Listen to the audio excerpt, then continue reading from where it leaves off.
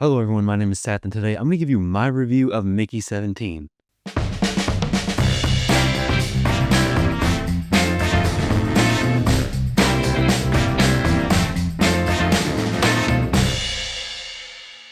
Mickey 17 was one of my most anticipated films of this year. It actually was one of my most anticipated films last year before it got pushed back to this year. It has some absolutely incredible talent behind it. It has a really interesting premise, so I was very excited for this film. But man, I was just so incredibly disappointed by this film. But before we go any farther, go ahead and like this video, hit subscribe, and hit the bell icon so you never miss a video.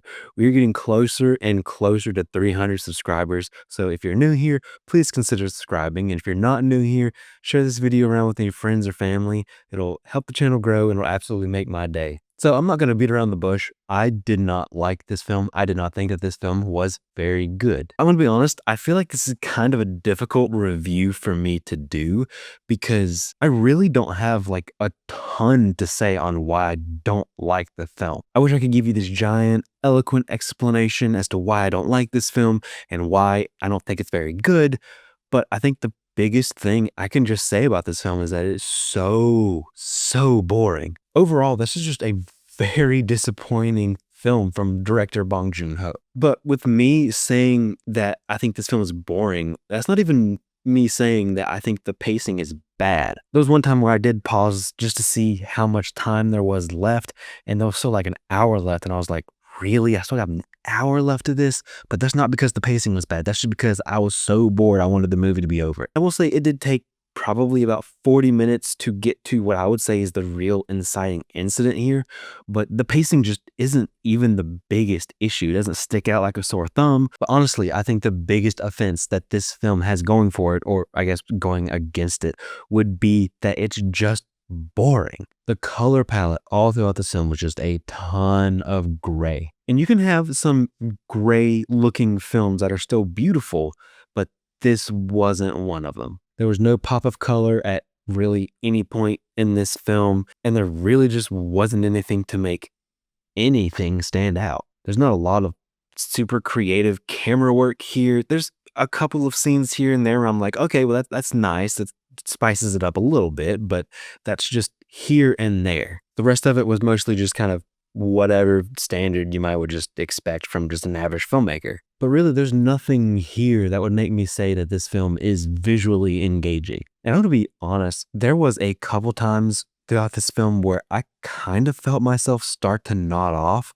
I was starting to fall asleep just a little bit, and that almost never happens with me. Like, there was a couple of times where I had to rewind like 30 seconds because I noticed like I was about to fall asleep. It honestly has been a long time since I actually fell asleep watching a film, and I got pretty close here. There's just not really a lot here that would keep you interested in this film. The trailers kind of show it as this dark comedy, satire, sci-fi thing, but there's only a couple of lines here and there that make me laugh, and I think all of the rest of that is just kind of thrown out the window. The idea of this world, the idea of this story is intriguing, but we get all of that from the trailer, and we don't get anything more in the actual film. You see in the trailer where something goes wrong and there are two Robert Pattinsons. The idea is a lot of fun, and the backstory that they give this kind of circumstance in this world could have been really good. It could have carried a ton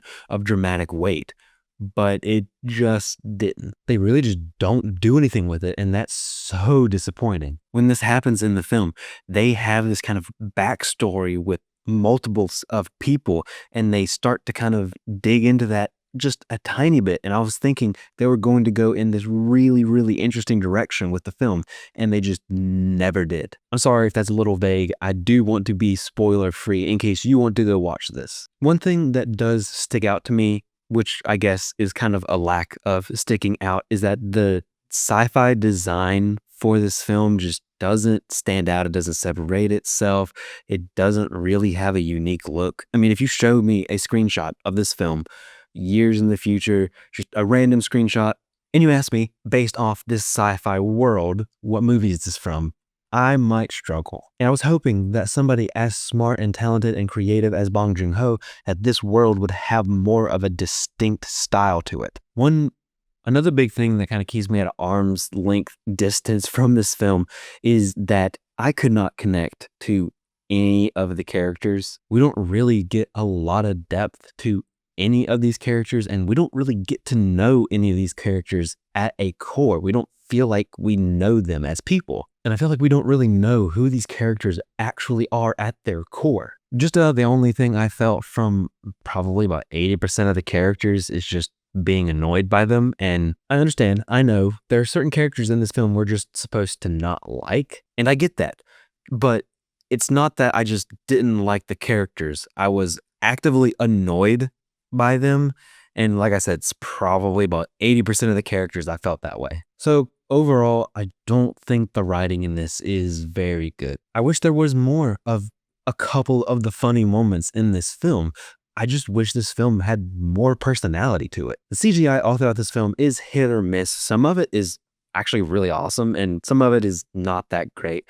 The part that leans more toward the awesome part is whenever Robert Pattinson is on screen playing both characters. All of the stuff with the two Robert Pattinsons is really, really good. This is some of the best face replacement I've seen, and especially when these two are interacting with each other, it looks basically perfect, and it really helps sell the idea that they're both really there. Some of the creature work is good, some of it is not so good. When we have like maybe one or two creatures on screen, I think those look pretty good. But when we get to where there's more than that, 5, 6, 10, upwards of that, I think that starts to not look that great. I know I've had a lot of negatives in this review so far, but the brightest shining spot in this film is Robert Pattinson's performance. He gives Mickey 17 and Mickey 18 a distinctly different performance. You can easily tell who is who by the facial expressions and even by the body language. And that's an incredible attention to detail in his performance. And if you've followed him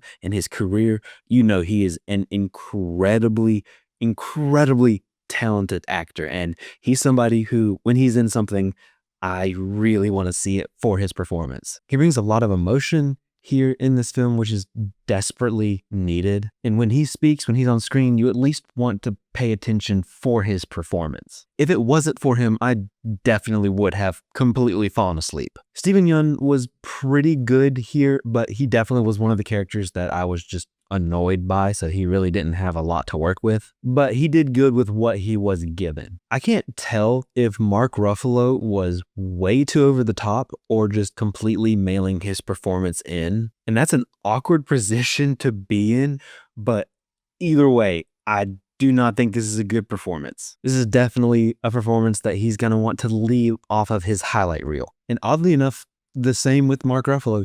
Toni Collette was not very good. Toni Collette, like some of the others in this cast, is incredibly talented, but her performance here just kind of fell flat, and it just felt very, very forgettable. Naomi Ackie wasn't great either. I really didn't like her character, and I kind of feel like she didn't know what to do with the character, and honestly, it seems like Bong Joon-ho didn't really know what to do with their character either. There's just a lot of really odd performances from basically the whole cast. Odd and quirky performances can work if they're done right, but it's definitely not done right in this movie. Overall, I have to say this is a very disappointing and odd film from a very talented and Oscar-winning director. The cast is incredible, but the performances from everybody other than Robert Pattinson range from odd to bad. There is no depth to any of these characters, and to make it worse, a lot of these characters are very annoying. The technical filmmaking stuff here is all right, it's fine, but the film's biggest offense is it's just really boring. I almost fell asleep,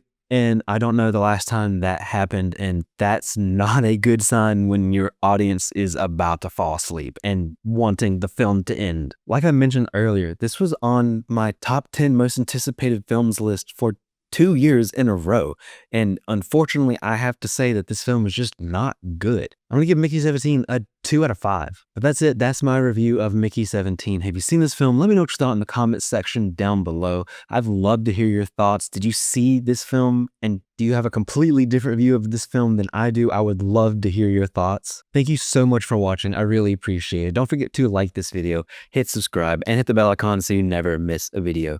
You can follow me on social media pretty much anywhere at CinemaSeth, and I'll see you next time.